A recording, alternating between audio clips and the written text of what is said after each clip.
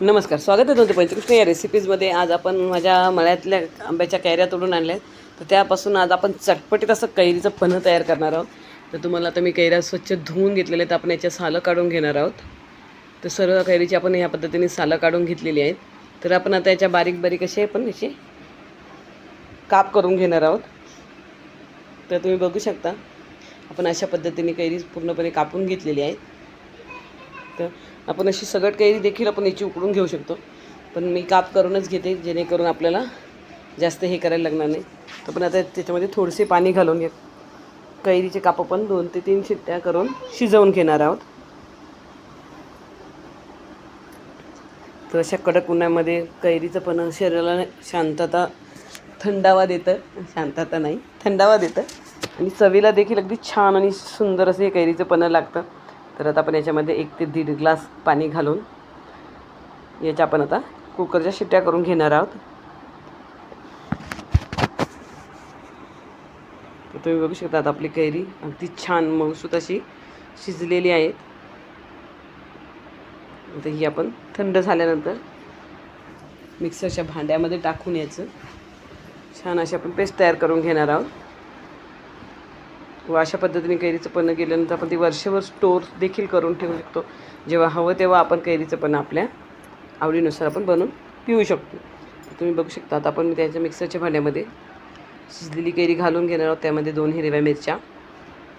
हिरव्या मिरच्या ऑप्शनल आहे, तुम्हाला हवं असल्यास तुम्ही घालू शकता, नसल्यास गरज नसल्यास तर नाही घातली तरी चालते. त्याच्यामध्ये आपण गूळ टाकणार आहोत.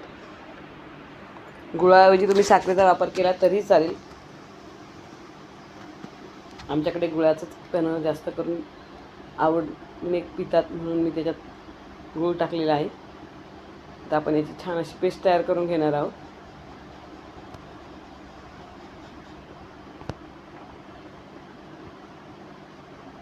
तर आपण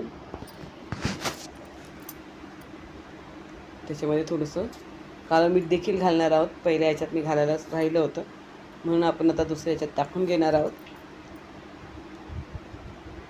तर आपल्या आता सगळं पन्हं वाटून झालेलं आहे. तर आता मी तुम्हाला पन्हं तयार करून दाखवते. तर ग्लासमध्ये आपण पहिले बर्फाचे तुकडे घालून घेतलेले आहेत.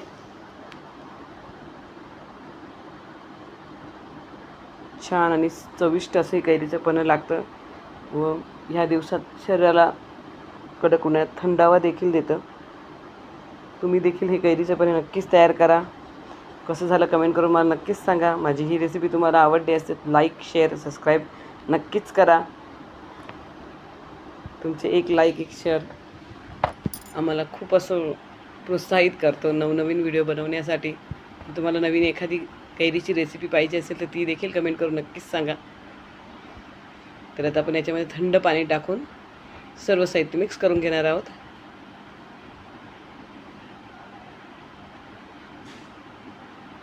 यामध्ये तुम्ही सब्जा टाकल्या तरी देखील चालतं, त्यामुळे अजूनच छान अशी चव येते.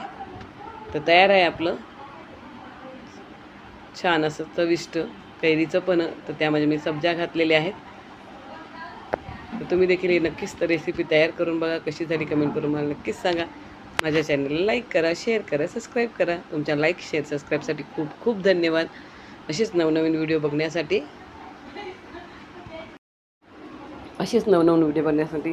माझ्या चॅनलला सबस्क्राईब नक्कीच करा. आणि माझी ही रेसिपी तुम्हाला कशी वाटली कमेंट करून नक्कीच सांगा. तर तयार आहे आपलं चटपटीत कैरीचं पन्हं. तर माझ्या मळ्यातल्या कैऱ्यांची व्हिडिओ पण मी तुम्हाला दाखवणार आहे. तो मी नक्कीच तुम्हाला लवकर अपलोड करेन. थँक्यू.